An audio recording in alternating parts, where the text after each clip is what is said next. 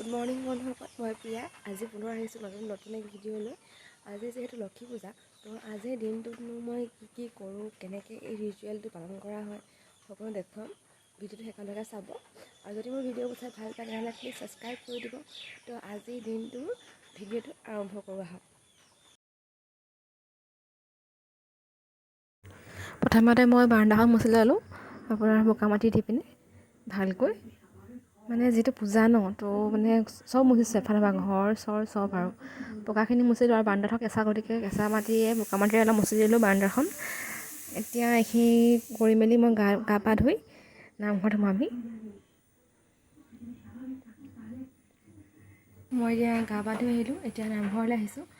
আজি দিনটো নামঘৰত থাকিব লাগিব, প্ৰসাদ বনাম, ভোগ বনাম আৰু ঢেৰ আছে আজিৰ দিনটো কাম। তো সকলোখিনি শ্বেয়াৰ কৰিম। তো নামঘৰটো চাওঁ প্ৰথমতে। ইমান পকা নামঘৰ নহয়, কিন্তু ইয়াতে আমি পূজা অৰ্চনা কৰোঁ। যিহেতু মই বেংগলী কালচাৰৰ চলিলে আমাৰ নামঘৰ এটা এক্সট্ৰাকৈ নামঘৰ এটা লাগেই, চবৰে লাগে আচলতে, বেংগলী অসমীয়া বুলি নহয়। তো মানে আমাৰ বিশেষকৈ পূজা ঘৰ এটা এক্সট্ৰাকৈ থাকে আৰু তাতে আমি পূজা অৰ্চনা কৰোঁ। তো আজি যিটো লক্ষী পূজা, তো আজি পূজা মানে বহুত বস্তু সামগ্ৰীৰ দৰকাৰ হ'ব। মই দোকান যাব লাগিব এতিয়া, আকৌ বস্তু কেইটামান আনিবলৈ আছে। তো কি সামগ্ৰী লাগে দেখুৱাওঁ আহক। এইখিনি পূজাৰ নৈবেদ্য, মানে যি সামগ্ৰী, ফুল ফল চব আছে। এইটো এবিধ মাটি, এই মাটি দি পিনে আলপনা অঁকা হয়। তো লক্ষী পূজাত আমি আলপনা আঁকোঁ প্ৰতিটো ৰুমত বা ঘৰত। তো গতিকে এইখিনি ইউজ কৰিম তাত। এইখিনি ফল মূলৰ পাচি, ফল মূল ফুল চব আছে আৰু ইয়াত। আৰু এইফালে আমাক লাগিব ধান গছ আৰু মানকচুৰ গছ আৰু হালধি গছ। লক্ষী পূজাত এইবোৰ ইউজ কৰা হয়। তো এইখিনি সামগ্ৰী। আকৌ এইফালে ফল মূল আছে। এইখন আমাৰ নামঘৰটো মানে দেখুৱাই দিছোঁ মই এবাৰ। এইখন লক্ষী থাপনাখন। ইয়াত এতিয়া ফুল চুল একো দিয়া নাই, লাহেকৈ দিম। এতিয়া দুবৰি বন নাই, তো দুবৰি বন আনিবলৈ মই বাৰীলৈ আহিছোঁ। কিন্তু দুবৰি বন উঘালি ল'ম মই কেইটামান ভালকৈ চাই মেলি। এইটো আমৰ পল্লৱ, মানে আমৰ পাত ঘটত আমি ইউজ কৰিম। এইখিনি চাওক, মাটিখিনি তিতি গ'ল। এতিয়া মই ইয়াত আলপনা আঁকিম প্ৰথমতে নামঘৰত। এইখিনি লক্ষীৰ খোজ যিফালে দিয়া হৈছে, আলপনাত মানে লক্ষীৰ খোজ অঁকা হয়। এইটো লক্ষীৰ খোজ। এইখিনি ধুনীয়াকৈ আলপনা আঁকিলোঁ মই ধান গছৰ সৈতে। আৰু এইফালে চাওক এইফালে মই এক্সট্ৰা ধান আৰু চাউল দিছোঁ, মই দিব লাগে নিয়মমতে। আৰু এতিয়ালৈকে মই পূজা আৰম্ভ কৰা নাই। এতিয়া মই এই একেই আলপনা আমাৰ যিটো মাজৰ ৰুম, মানে আমাৰ মেইন ঘৰত আঁকিছোঁ সেই আলপনাটো। গোটেই তিনিটা ৰুমতে আঁকিম মই। আমাৰ যিমানবোৰ ৰুম আছে মানে গোটেইকেইটা ৰুমতে এই আলপনা আঁকিম। আঁকি মেলি ধৰক আজৰি হৈ আবেলি সময়ত, মানে সন্ধ্যাৰ পাছতহে মানে ভোগ লগোৱা হয়। মানে মই এই দুপৰীয়া সময়খিনি মানে মই এইখিনি কৰি লৈছোঁ, গা পা ধুই আজৰি হৈ। তো এইখিনি মই পদুম ফুলৰ পৰা আঁকিছোঁ, যিহেতু পদুম ফুলত লক্ষী বহে। তো মানে কি লক্ষীটো মূৰ্তিটো আঁকিব নোৱাৰোঁ, তো এনেকৈ আলপনা আঁকিছোঁ। নামঘৰৰ কাম কৰি মেলি আজৰি হৈ আহিছোঁ। মানে নামঘৰ অলৰেডি আপোনাৰ আসনখন সজালোঁ, য'ত আমি দেৱী বহাইছোঁ। আকৌ কি কয়, আলপনা আঁকিলোঁ গোটেই ঘৰতে। আকৌ আপোনাৰ ভোগ সজোৱা হ'ল। আৰু আপোনাৰ সন্ধ্যাৰ পাছতহে আমি ঘৰত বহাম। এতিয়া পাকঘৰলৈ আহিছোঁ আপোনাৰ পায়স বনাবলৈ আৰু লুচি বনাবলৈ। মানে ভোগত পায়স আৰু লুচি দিম, আৰু কেঁচা ফল মূলটো আছে। আকৌ আখৈ ভাজিম। তো কেনেকৈ কি কৰোঁ চাওক। লুচিৰ কাৰণে চাওক, ইয়াত কেৰাহীত তেল গৰম কৰিছোঁ। মানে তেল গৰম কৰি তেলত লুচিখিনি, মানে লুচিৰ আটাখিনি সানিম। তেতিয়া কি হয়, লুচিটো কোমল হয়, চফ্ট হয়। তো চাওক কেনেকৈ বনাইছোঁ। পূজাৰ এইটো নিৰামিষ কেৰাহী। আমাৰ আচলতে চব পূজা সামগ্ৰী এক্সট্ৰাকৈ ৰাখোঁ। তো এই কেৰাহীত তেল চেল গৰম কৰি ৰুটি চুটি সানি ল'লোঁ মই। মানে আপোনাৰ লুচি সানি ল'লোঁ, যিটো ভোগত লুচি দিম বুলি কৈছিলোঁ। লুচি হৈ গ'ল। এতিয়া মই পায়সৰ কাৰণে মই চাউল লৈছোঁ, প্ৰায় এমুঠিমান লৈছোঁ, বেছি লোৱা নাই। ইফালে চাউলখিনি মিক্সি মাৰি গুড়ি কৰি ল'লোঁ।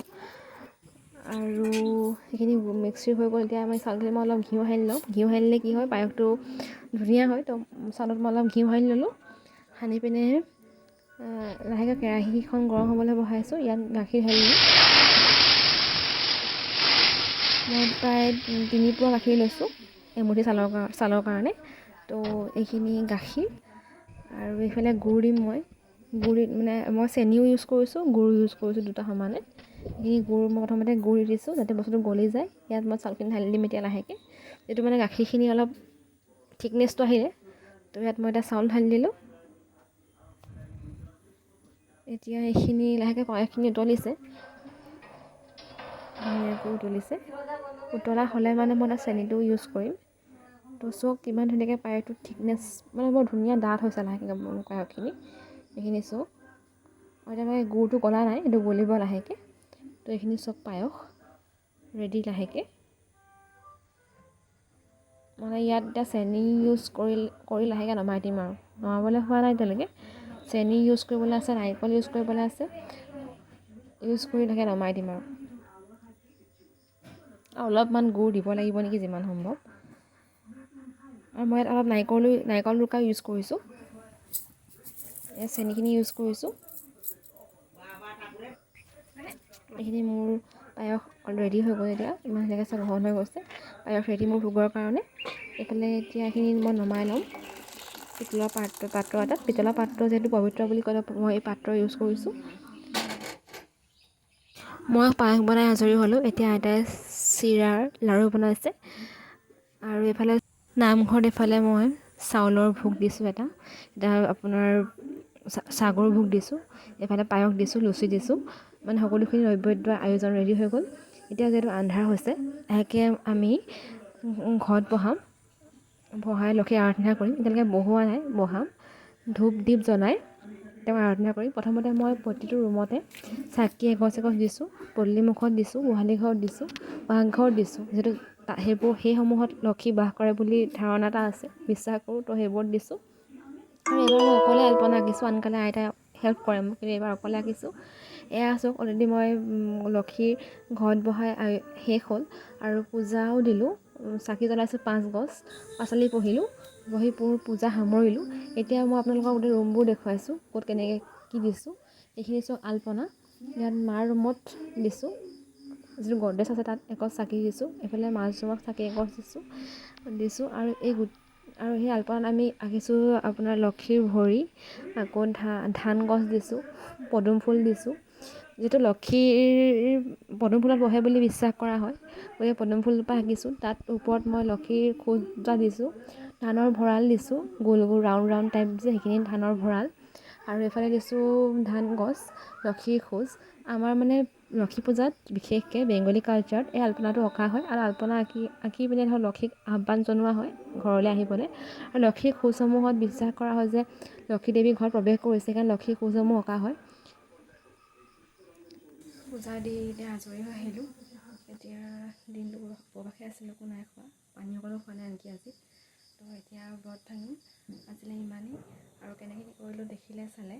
তো আজিলৈ ইমানেই। যদি ভাল লাগিলে মোৰ ভিডিঅ'টো চেনেলটো ছাবস্ক্ৰাইব কৰি দিব, আৰু লাইক এণ্ড কমেণ্ট এটা কৰি দিব। আজিলৈ বাই বাই, হেপী লক্ষী পূজা।